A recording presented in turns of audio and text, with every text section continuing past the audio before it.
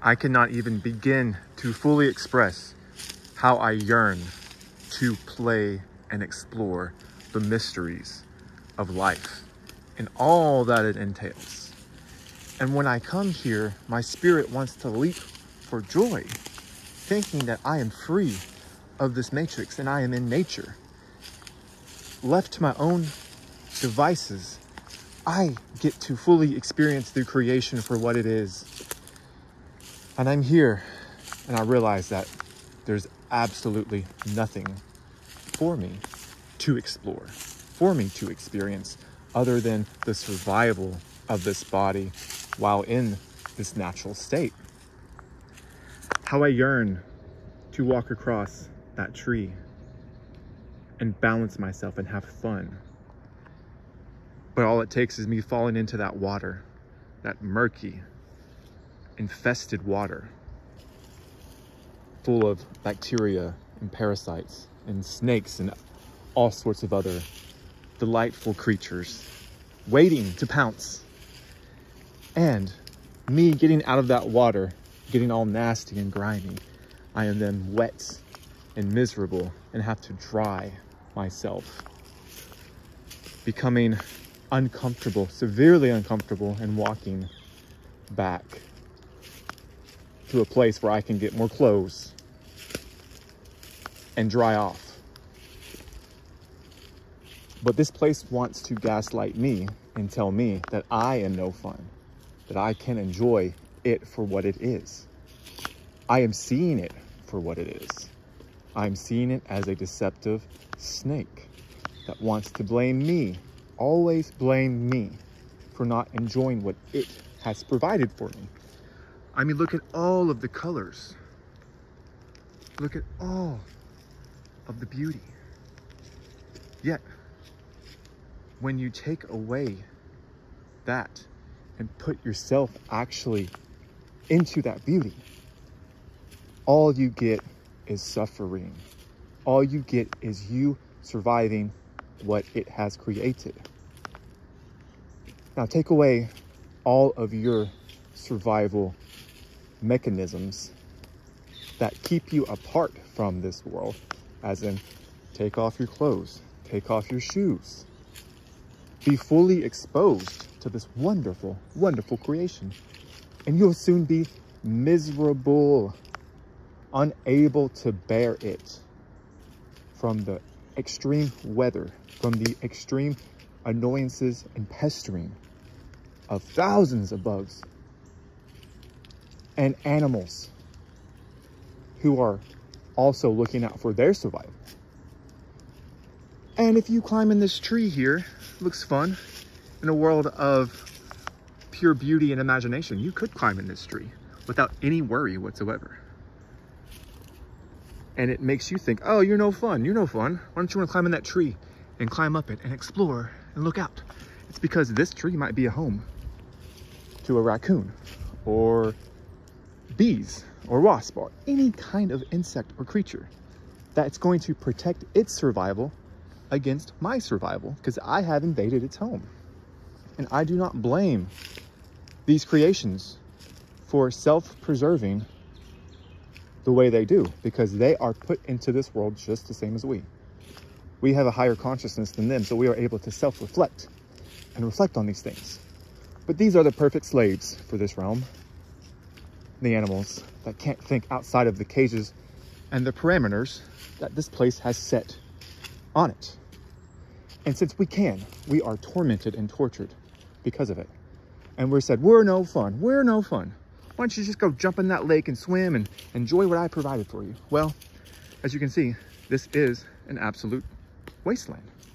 Take off the rose-colored glasses of life, of the beauty and joy of life, and you'll see that each and every little thing that is here is in its own act of self-preservation and survival.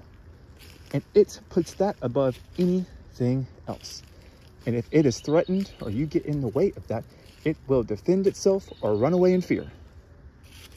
That is the workings of this realm. I so want to climb that tree right there. But as you can see, if I fell from that distance, I would get severely injured. How I yearn to go to the top of that tree and jump out into that water. But as you know, I will surely suffer and die. These are the remains of someone else trying to bring artificial comforts into an artificial environment that it is not suited to survive in. Oh, you're so negative. You're so negative. Why can't you talk about anything good? I'm trying to wake you up to the deception of this place. It always puts the blame on you. Always, you don't like to be inside, but you don't like to be outside. There's nowhere you can go to truly find the peace you're looking for, because the problem lies within you. If you could just fully accept this for what it is, you would be happy. Now, don't get me wrong.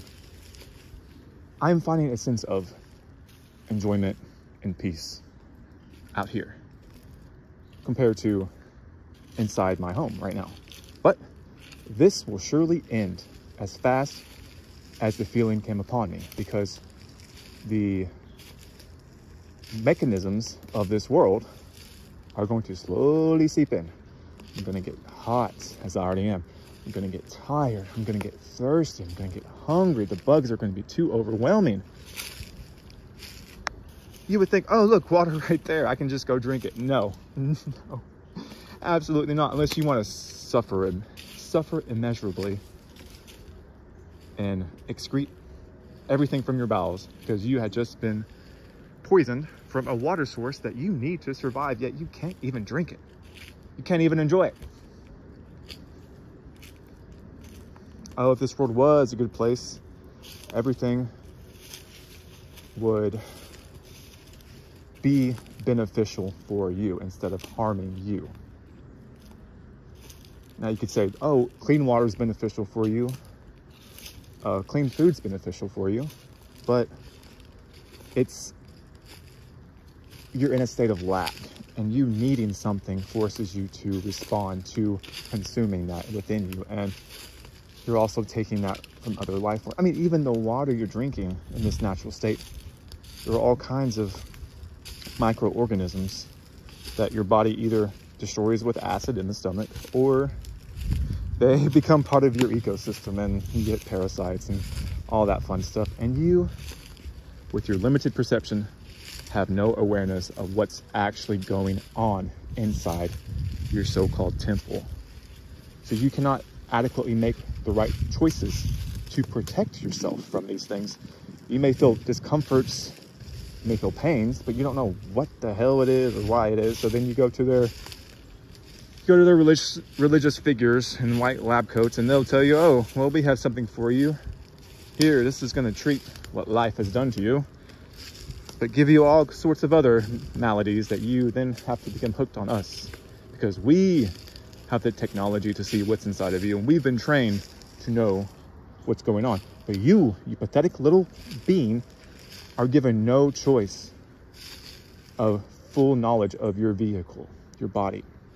And if you were given some kind of manual of, hey, this is exactly what's going on with your vessel, your spacesuit while you're in this foreign territory, and this is all the knowledge you need. This is how you can look within to see what's ailing you and how to fix that. At least that would be extremely helpful if we're in a state of lack and need.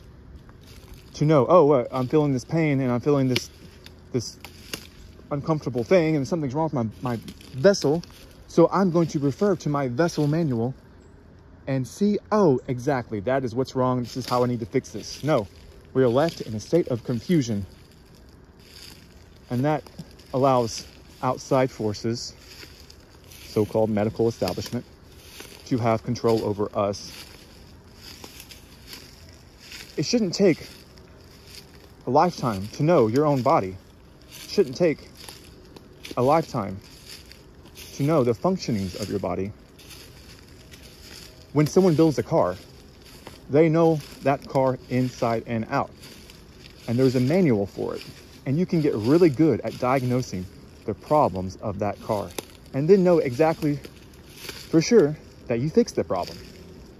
But with these bodies, we're left with no answers or knowledge.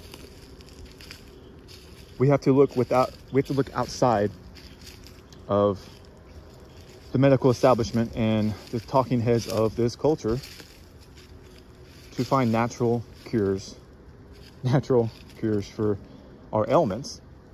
Yet we're still in the dark about, is it actually working? Is this actually helping me? You just have to blindly believe that it is. It's just so effed up. It's so messed up. See this tree? This tree, although it's considered a lesser life form than us, doesn't have these thoughts, doesn't have these worries. As you can see, it's a tall, strong tree that's consisting on all of these toxins and poisons out here in nature, yet totally fine, good to go, can't move. It is totally susceptible to anything and everything because it can't move. And then you have something like this happening. But what I'm trying to say is we have so much intelligence and we're able to move. We're able to think outside of our limited perception of human, and we still can't live a good life as this tree, who doesn't need any doctor. It doesn't need any outside vitamins or nutrients that it doesn't already have right here where it's planted. Yeah, we have to go around the whole world and source all of these different vitamins and minerals and food sources and plants and animals just to barely function at a bare minimum level of existence, while all of these other animals gets provided what it needs where it's at. Now you can say they're still enslaved. Yeah, they're still enslaved.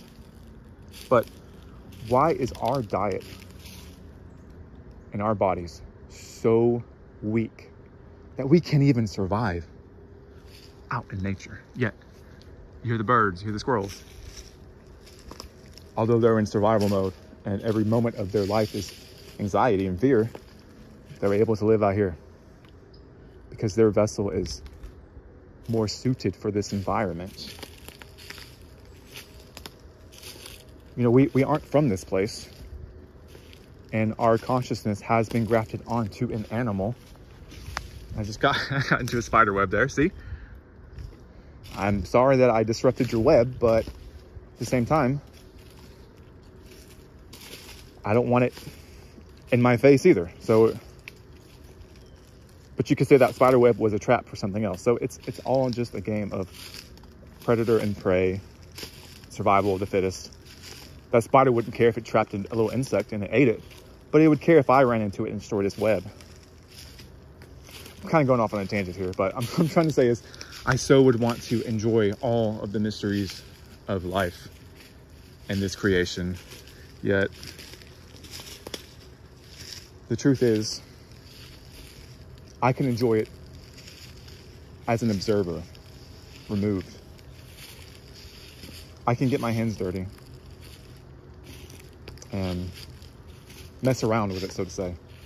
But to truly enjoy it without any protection from the meat suit, as in clothes, shoes, outside food sources, water, comforts of this life, I would be absolutely miserable out here.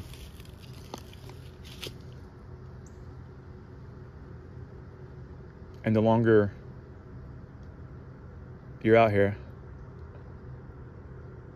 the more your survival kicks in. Have you ever noticed that? I've noticed this, that whenever I go camping or out in the woods, not recently, but in the past, your hunger, appetite is much stronger when your body thinks it's out here surviving. So it wants to eat more and more and more and store up all that food because it knows that any second that food source could be cut off from you because you are now in a state of survival.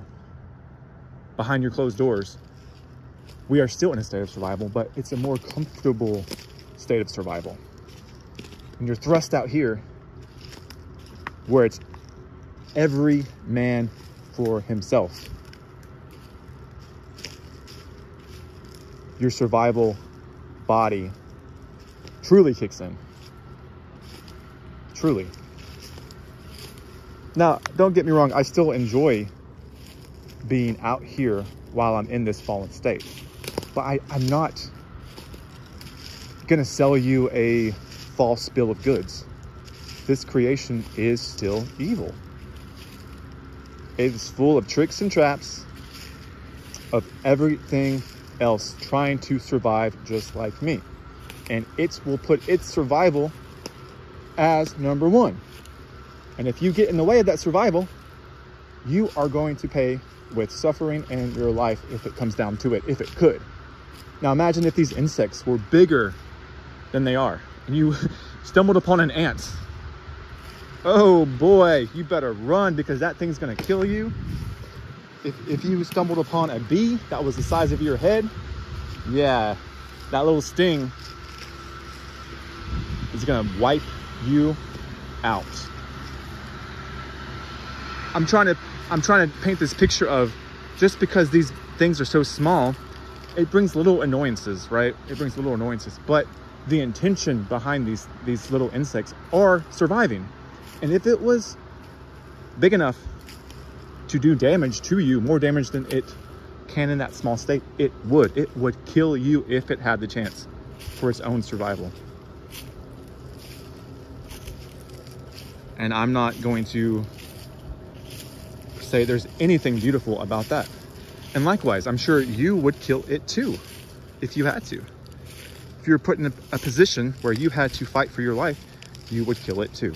So I don't necessarily blame the creation for doing what it was created for, which in its mind is just purely to survive and reproduce. What a miserable existence to something that yearns for a higher consciousness or a higher way of being and living. I'm trying to say, just look at the natural world and see the abomination that it is, and that is the root of this place. And you know, I've thought about, what if this place was cursed? Like in the Bible, it says because of the original sin that the land was cursed. And okay, well, if that were true, how was it able to be cursed? And why is it still cursed? Whether it was cursed or not, it is the way it is now. And the way it is now is pure abominable to life itself. And I don't want to exist somewhere that has the potential to be cursed back into this state. Oh, we got the new earth. Everything's peaceful and harmony. We kicked all the parasites out. It's back to the way it was. Well, what's going to stop it from happening again? If it's possible, it could happen again. That's just I'm just exploring different theories when I say that. I'm not saying I believe that. I'm just saying.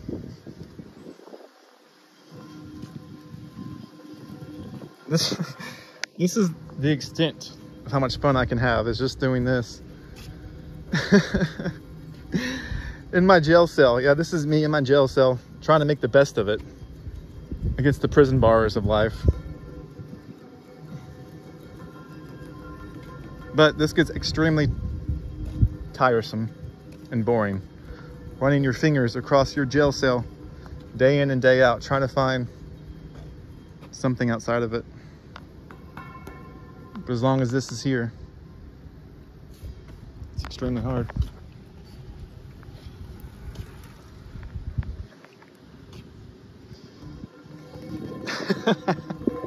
This is me having fun in hell. I guess that's all I can do, really, huh?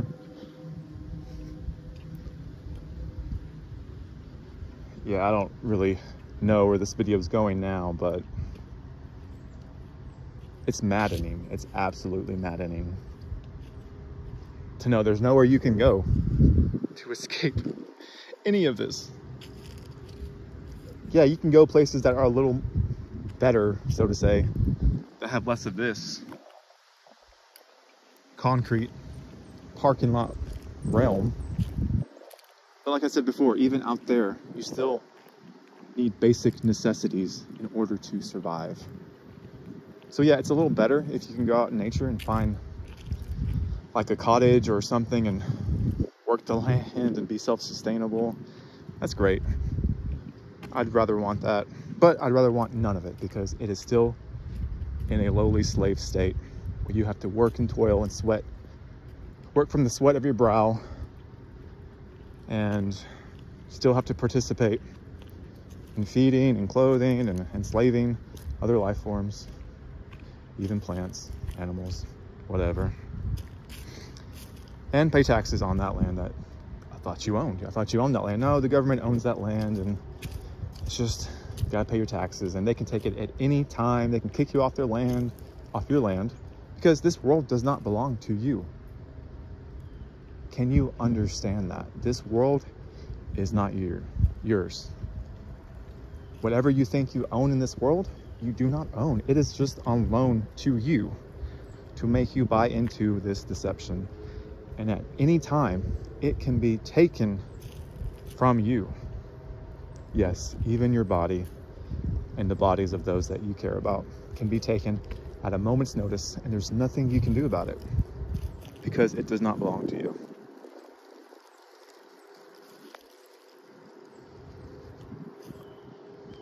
So what do we do from here?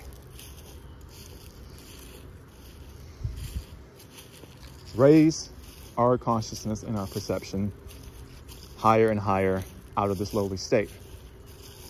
We can work on this every day by self-reflection and reflecting on our thoughts and our choices that we're making, and reflecting on things that we believe in. Question the things you believe in. Even, yeah, I'm questioning things, all the things I just said too. I mean, that's just what you have to do, because we are bound to be wrong about things in this limited state of deception. So the key thing is to always question what you think and believe. Even when you think you have the answer, just, well, if you had the answer, you'd be out of here, right? That's the thing. Look at that. Sign from heaven. It's a light. Do not go into it. Do not follow that light. It is a deception, like everything else. It is like this web, the spider web. Oh, it's destroyed now, but if it was a new spider web, oh, look at the beautiful geometric patterns and how perfect it is. And you get up close to it and you get tangled in it and you try to escape, and you just get more tangled and tangled, and that spider wraps you up and sucks you dry. Well, it's kind of like what going to that thing is. Yeah. I was going to comment on the people riding the bikes around me. Hey, that's fine. I mean, ride your bike. I used to ride bikes a lot. It still would be an enjoyable thing to do. But I'm sure these people are just lost and confused, or just perfectly in sync with their script. Not thinking these crazy, insane thoughts. And if someone is watching me now and filming and observing why I chose to come out here. Wait, you're out here just to ramble and talk about insanities? You're not out here to enjoy nature or get a breath of fresh air or ride your bike? Yeah, I'm getting a breath of fresh air. A breath of stale, deceptive. I mean, how many times do I have to say deceptive? I mean, that's okay. Well, now I'm officially losing my mind, and that's great because I don't need this thing shackling my consciousness at all. Oh, look at this. It's the tree of the knowledge of good and evil. There it is. Damn it, Adam. Damn it, Eve. Why did you have to fall in love and take from the tree of the knowledge of good and evil?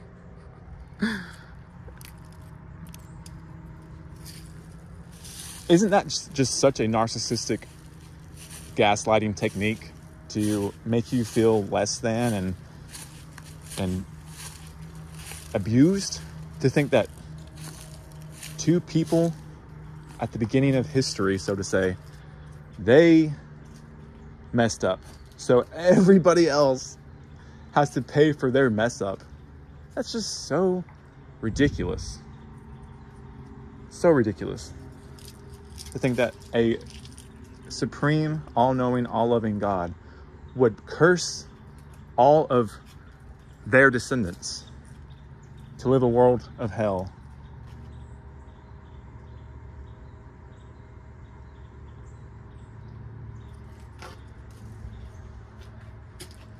And what's so wrong about questioning things? If you had a father, a real father, I don't have kids, but I'm saying hypothetically, a real, true father would teach his children about the ways of the place they find themselves and lead them and guide them.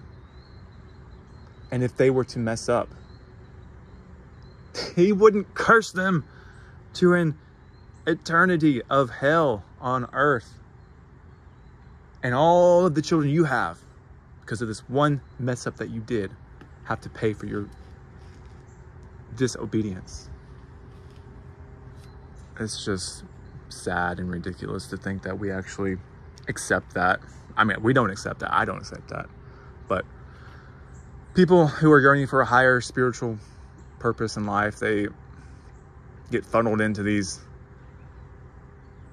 religions that give them some truth, but then steer them completely away from the actual truth.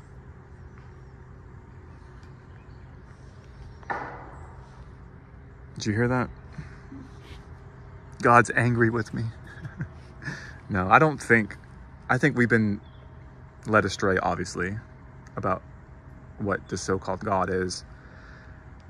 I know we've talked about it a little bit in the live stream, but this God isn't what it's been sold to us as an all-powerful creator who is in complete control of everything. No, whatever these things are, probably just like us, but removed from these vessels, okay?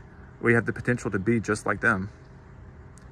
They have gaslighted us to think that they are far superior, higher, unreachable status that is in control of everything, even our lives. And they know what's best, and we have to find our way back home to them through this deception. No, no, no.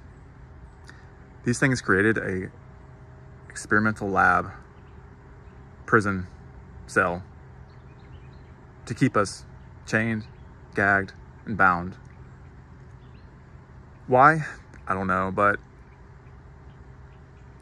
is it so hard to think outside of religious programming, to think that these gods or God or Satan, Lucifer, the devil, all these things together, why do they want us to think they are so far more superior than us when we are kept at such a low level of consciousness and abused and tortured and deceived for the entirety of our life? Yet they're the intelligent ones. They're the smart ones. No, they're only more intelligent because they have more knowledge of this realm and these things that it created for us to be imprisoned in.